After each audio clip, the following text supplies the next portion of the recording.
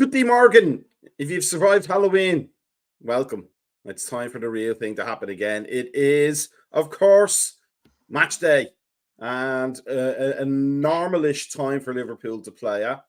At least over there, there's a 4-hour time difference here in the East Coast, so it's a little bit weird for us. But for them, at least, no 12:30 afternoon game in British Greenwich Mean Time. So we don't know what to expect. We're playing at 3:00 on a Saturday over there. It just beggars belief that they'll allow us to do that this season. But we're joined by Suzy and Brian for this one, for the pre-match. Suzy, how are you? I'm good, Mac. Thank you. How are you? I'm not too bad. A big happy birthday to you as well. Thank you. Fresh faced 27. It's good to see you wearing it well. Brian, how are you? Doing great. So let's get straight into it, and then let's look at the teams. Here's the Liverpool lineup again in that stupid numerical order. We'll get to the actual lineup formation in a bit, but Kelleher in goal, obviously. I don't even think it's a surprise that Rob was not the left back, but the more or less standard, let's call it the second level back for Trent, Van Dijk, Kanate, and Tsimikas as the left back. McAllister, Gravenberch, and Szoboszlai in there as the midfield, and then Gakpo getting the start over Diaz on the left, with Núñez, of course, up front, and Salah on the right. Suzy, were you surprised that Tsimikas and Gakpo, or was that something you thought might happen? No, I thought that might happen. I think especially after the Arsenal game last week, and then Robert playing more or less a full 90 minutes midweek. I think Tsimikas has earned his spot. Oh, thanks, Gally. Appreciate it. Yeah, no, it was. I think Tsimikas definitely has earned his spot, and definitely Gakpo has. You know, had you drop someone who scored 2 goals in midweek, and no, so yeah, it's a team that I think everyone pretty much expected or wanted going into today's game. Brian, Gakpo on the left. I mean, he's scoring the goals. He's got the hot hand, as they say in basketball. And, you know, as much as statisticians want to say it's not a real thing, at least anecdotal evidence and visual evidence would say some players run on confidence for a while, and until that confidence is gone, you kind of want to ride that wave a little bit, don't you? Oh, absolutely. I think that Gakpo just gives you a little bit difference of what Diaz offers. I mean, where Diaz is basically run in and try to do it. I think and try to break into the box. I think Gakpo is a little bit more of a tactician around that area, and I think it's a little bit of a smarter play, especially going back with Tsimikas and also running forward. Also, Gakpo gives you another option of a little bit more defensive minded, more so than what Diaz does. So I think it's a great pick. So we talked before last week about you know, we could comment and criticize and critique Szoboszlai's technical side of his game. It's not. I mean, it's not that he's not a terrible player by any stretch, but he's not consistent in his technique. But what he is consistent in, and probably what we miss, at least since Henderson left, is a runner in midfield, somebody who's willing to do the hard yards so that the other players can play. Szoboszlai's going to add something a bit different than Curtis Jones, and it's not even a slam on Curtis Jones to not be starting today, is it? No, it's not. And I think as much criticism as we've given Szoboszlai, which I'm definitely guilty of, I think it took him being out of that game to realise what he does. And that's something that obviously Jones doesn't do, but they're different type of players. I think Szoboszlai, technically, we've seen he's a good player. He just lets himself down and at the most crucial attacking moments, and his decision making up front. Sometimes I think that's what lets him down, and we obviously expect a lot more from him, given the promise that when we bought him and the highlights that you've seen. So, but yeah, I think he's shown why we need him. And I think the only player that we have that can really challenge him for that position is Elliott when he comes back. Brian, on Thursday we had a nice long chat, myself, because we had a nice long chat about Man United, which was great. We should let's all push for the next 24-hour podathon to be just 24 hours to talk about United. But we also had a discussion about Nunez, and my criticism was he doesn't get any shots. He just doesn't shoot, and for the number 9, as far as I'm concerned, that's a sin. It's something that, no matter what other good parts of his game there are, if you're playing a 4-2-3-1, the one up front has to be at least challenging the goalkeeper at times, and to not even get any blocked shots or shots over the bar or shots that are well wide is it's a problem to be looked at. So is there a little bit more responsibility on his shoulders now, especially with Jota being out for so long? He's going to have to step up as the forward. I mean, he's doing a good job being part of the flow of our attacks. There's no question about that. And he never stops running. But we don't need a number 9 who doesn't challenge the goalkeeper, do we? We need the number 9 to do the number 9's job. Oh, absolutely. I agree totally. I mean, even with Bobby being as the hybrid that he was, he still got shots on goal. I mean, I think that the problem with Nunez is, as we see right there, I mean, I think he's a good on the left side more than he is sometimes in the middle. I mean, and unfortunately, we have a pretty abundant supply of people on the left side right there. So it's kind of like he's boxed himself into a hole where he can't, where he shouldn't be in. But in my opinion, like I said before, right there, I think that we need another 9 option. I mean, I think that we can't depend on Jota constantly, going in and out of the squad right there and still having only one option up front. I mean, I know it said before right there,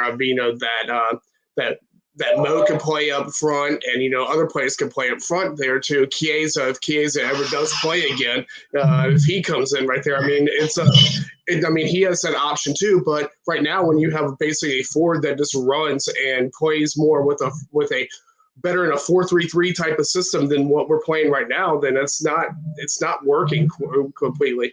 But if the gaffer's happy with what he's doing and his production and stuff like that, who am I really complaining so much about the situation? Just that, like you said, I expect the number 9 to be a goal scorer. I mean, if we're going to go for a big guy up front, go for like an Evan Ferguson, because guys like that who actually shoot, I mean, and fill in the play.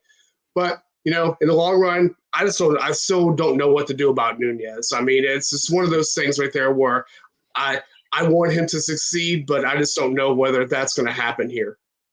Yeah, I was totally distracted by either Ant or Deck being on the television there from the Newcastle Arsenal game. I can never remember which one's which. I think it was Ant. So see, I don't want to dwell on Nunez because it becomes like we're doing a hatchet job on him. So let's talk about Salah then. He is still our talisman. He looks like he's enjoying his game a lot more this season than he did last season. There doesn't seem to be any tension, visible tension like there seemed to be between him and Klopp at times, and kind of puts a little bit of hope in your heart that he may sign an extension. How long that will be, we don't know. But that he's certainly not a player unhappy to be at Liverpool right now. Is this 4-2-3-1 system, is it removing a lot of the burden on being the main goal scorer from him, in the sense that the attack is now a front 4 rather than a front 2 plus Firmino, as it was in our heyday with Mane, Firmino and Salah? There's options there. There are people that are creating danger that take the attention a little bit away from Salah, which means he can do Salah things again. He doesn't have to be, I've got to run through 10 players now and score the goal because nobody else is going to. I don't know. I think Salah, he enjoys scoring, and I don't think he's ever felt pressured to score, like when we used to rely on like players like Rush or Fowler or whatever. If they're not scoring, I think Salah just enjoys scoring, and obviously he's trying to break every record there is. So I think the pressure on him scoring is probably him putting on himself to get them records. He's definitely a lot more of a team player now up front, as opposed to when Mane and Bobby were there. It's like Mane and Salah obviously egged each other on in regards to scoring goals, just competing against each other. But I think the fact that Nunes, going back to Nunes, he doesn't seem as bothered about scoring goals as say like Mane was, which kind of helps. Salah just kind of just play his game, and knowing that he's going to get passes in key areas from Nunes. Yeah, I mean, just going back to Nunes, it kind of reminds me of Bobby in that sense that the pressure's not on him to score, and obviously he's not getting stats, where he is just shooting and obviously not scoring, so no one can beat him over the head with that. But yeah, Salah obviously, he's definitely our most important player up there, no matter what. And I really do just praying that he signs another extension to that deal, because I think him and Virgil are probably the two most important players in our team, without a doubt. Alisson definitely, but I think we've shown that we can kind of move on from Alisson. And I can't remember who was making comments during the week that as a goalkeeper, it's just it shouldn't be as injured as much as he is. But yeah, we have to tie down Virgil and Salah for sure. In terms of Salah, Susie, just quickly, in terms of the pressure, not so much the goal scoring, but when Klopp was the manager, literally every attack was funneled through Salah. So he might be involved in a pressing action and then not have any time to recover because the ball is going straight to him. Whereas now with Slot, it's getting spread around a lot more, and the attack is coming from different angles. Do you think taking that physical pressure off him is part of why he looks a little bit happier? Because I don't think it was a personality clash in the sense of, I hate Jurgen Klopp. No. But it does take a lot out of you to be pressing, and then having to attack, and then press, and then attack. Yeah. But now he can press and then breathe for a bit, can't he? Yeah, and it's you make a great point, because I mean, like in the Arsenal game, he hardly touched the ball, compared to what we used to. So it definitely gives him a lot more time to recover. But just looking at Salah, like he just seems like the type of person who wants the ball all the time. But I think the way we're playing under Slot is saving Salah from himself. He's not obviously not getting any younger, but I mean, I was probably the fittest person on that team. But yeah, I think it definitely helps him. I think in the long run, he'll see that this tactic is helping him, because we know as much as we love Klopp, he ran those players to the ground, and we see it with Robertson. We see it with players that have left Liverpool since they haven't recaptured that form that they had with us. Yes, beware the eyes of Coutinho. That's what you say. Now, Arsenal have lost, which means this game becomes a little bit more important, Brian. So let's look at the people we're playing against for that to happen. It's the same as they're a good side, and they got 2 goals against us, albeit from possibly at least one avoidable error, and then one deflection, which is you can't legislate for a lot of the time. Beach balls. But should we be going into this game? Because obviously the players are going to know what that score was between Newcastle and Arsenal. Should they be going onto this field now, knowing that if 3 points were important before, they're really important now, because separating ourselves from Arsenal and making it a 2-horse race relatively early on, it puts Arsenal under pressure to get results that might help us later on. So do you think this Brighton lineup is something that is going to make them think, it's different than the cup game, or are they going to look at it and go, you know what, we can do this and we can do this well, so let's not slip up? I think you have to go with mentality. We can do this, and we not to slip up.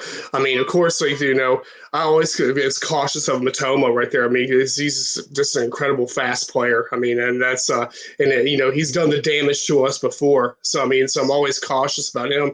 But I think that we have to take advantage of this. I mean, I think City's probably got the same thing in the back of their head also when they play right there, that we have to go out there and you had 3 points is a must right there to basically get Arsenal out of the picture.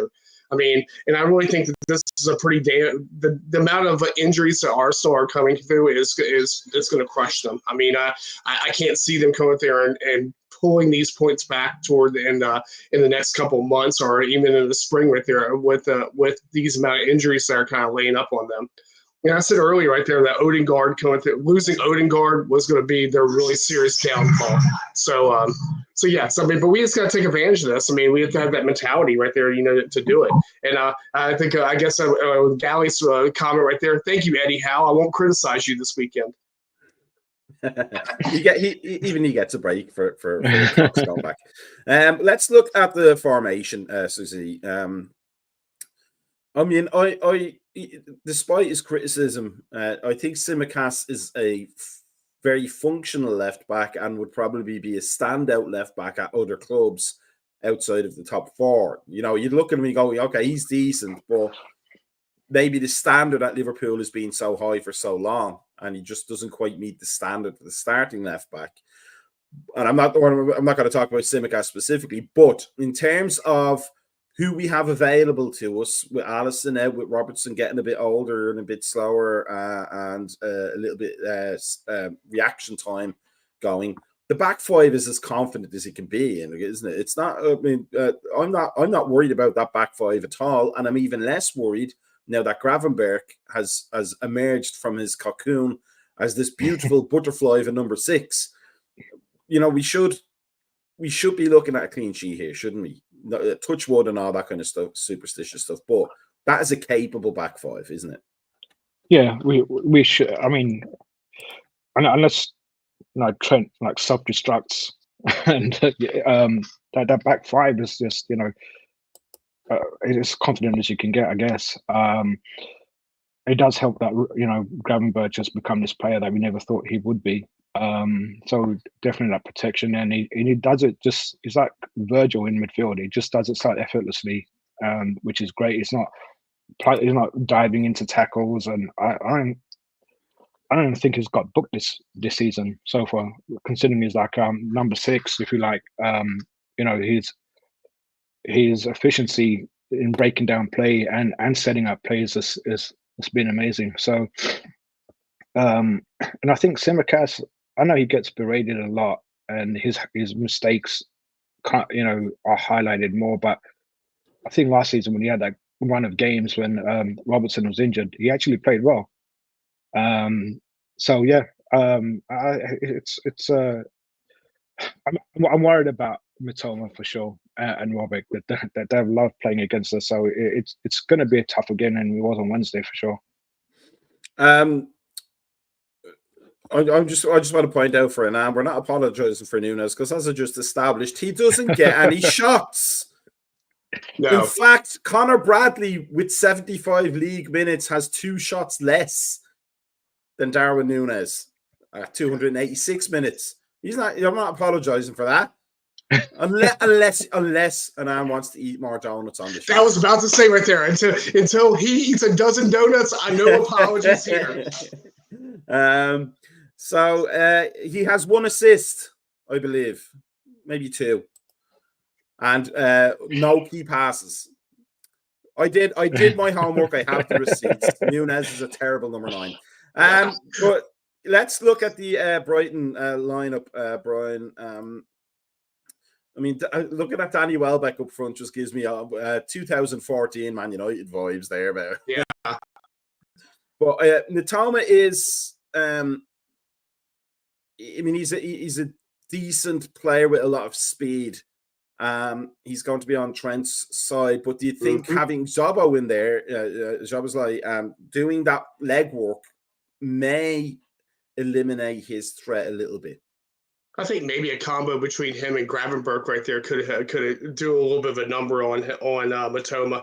I guess we criticize Trent right there for his defending, but I think Trent's actually been pretty decent defending this past season right there. I think he's I think Slotson helped him out a lot with as far as his man marking and his capability there. I mean, and plus also I think that the change of system right there were like you were talking about earlier, where the attack goes through Salah with Klopp right there. I think it also went through Trent, which left that side open. And then you also have to go in the same thing that Konate has been pretty immense this season. I mean, so I mean, yeah, I'm threatened by Matoma and the Welbeck combo right there, but I do think that we do have the capability of handling both that left side pretty well. Yeah, I think Konate not having to cover for Trent like it was last season is helped him both. And we've seen the best of Konate because he's not having to do two people's job in defense.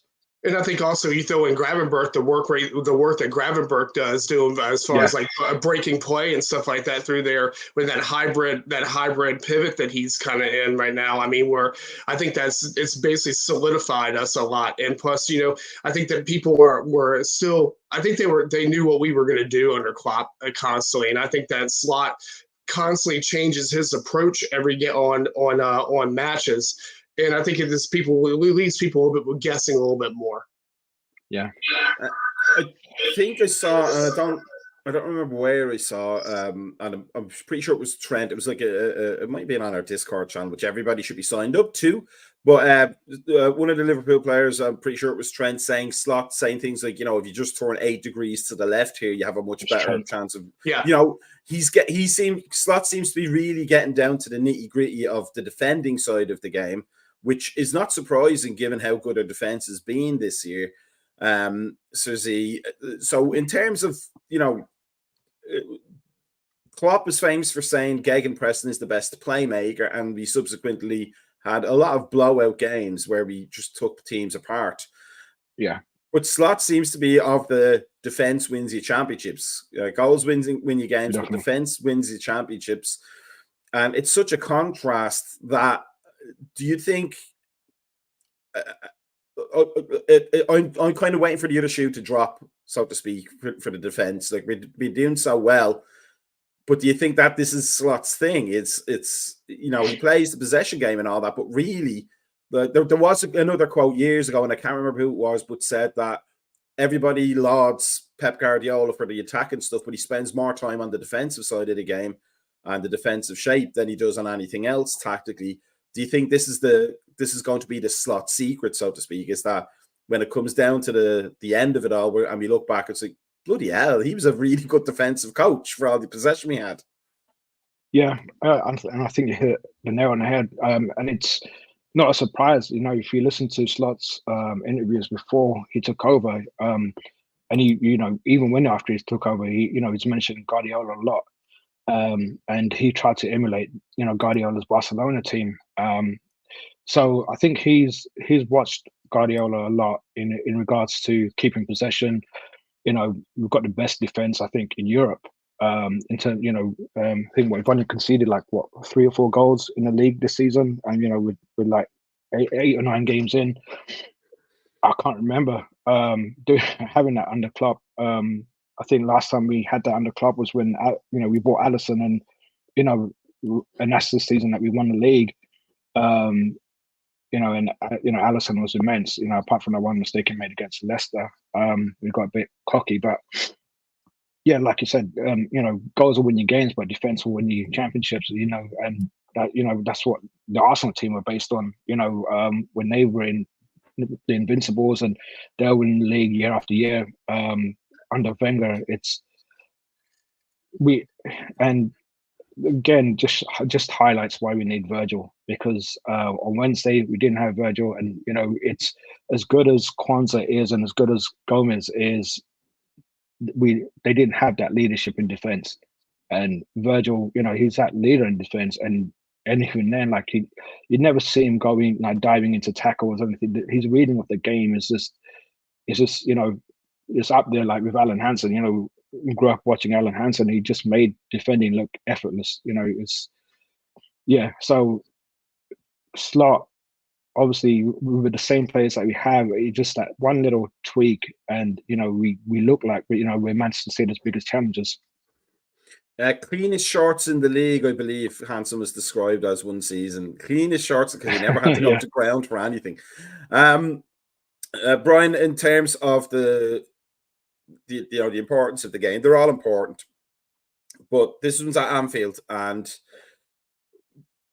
do you think is it too early in the day, in the league, to be making a statement game with the Arsenal result, with the possibility that City, with their injuries, may come unstuck a little bit, maybe not lose to Bournemouth, but come away with a draw, perhaps like a nice fortuitous draw for us, that we have to not on the score line, but dominate the game so much that people will stand up and say, okay, this team is challenging for the league. And how the hell did they get lucky getting a manager that can do that so quickly?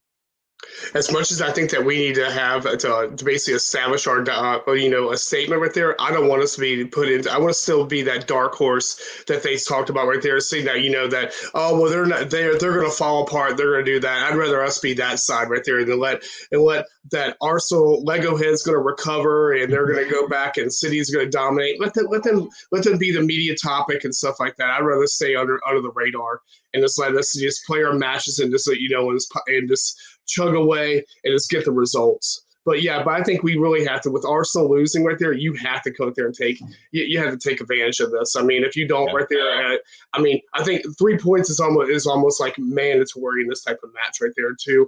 Just like we said earlier, to separate the sides.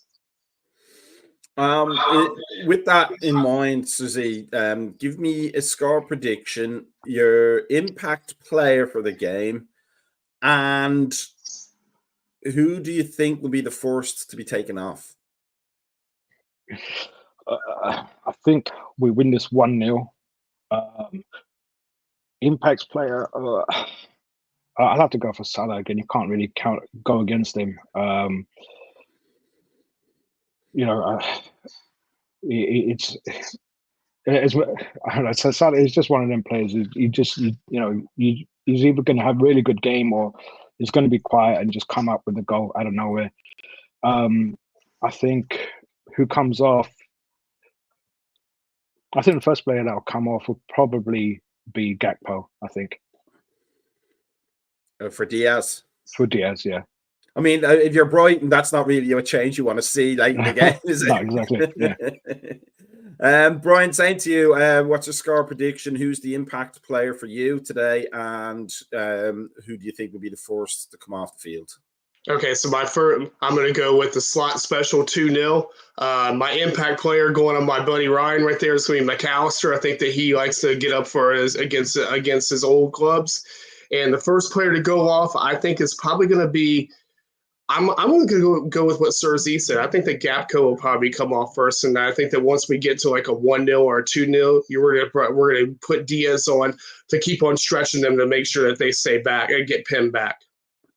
I'm going to stick with my Thursday prediction of a 2-0 win, but there's going to be a Nunez hat-trick. He'll be the impact player, and he'll be taken off before his third goal. He'll be the first one off. That's my prediction. It has to happen someday. No, seriously, I think 2-0. I think Gakpo will be the impact player. I think he's full of confidence and full of bubbles and beans.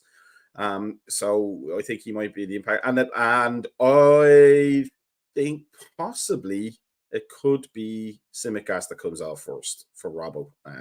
We'll see how that works out. But that's the nature of predictions. They're there to be to fail, essentially. And we won't find out until we watch the game, which is happening in around 15 minutes. So we can all sit there and then hope our predictions come true. But either way, it's a Liverpool win. I think we all agree in terms of prediction. And not being arrogant, but we should be winning this game as good as Brighton are this season and pretty much every season so far for the last few years. But if you are inclined to join us, like Sparky Parky and like Anan and like Ryan, for the post-match, there will be a quick post-match with Gally after the game.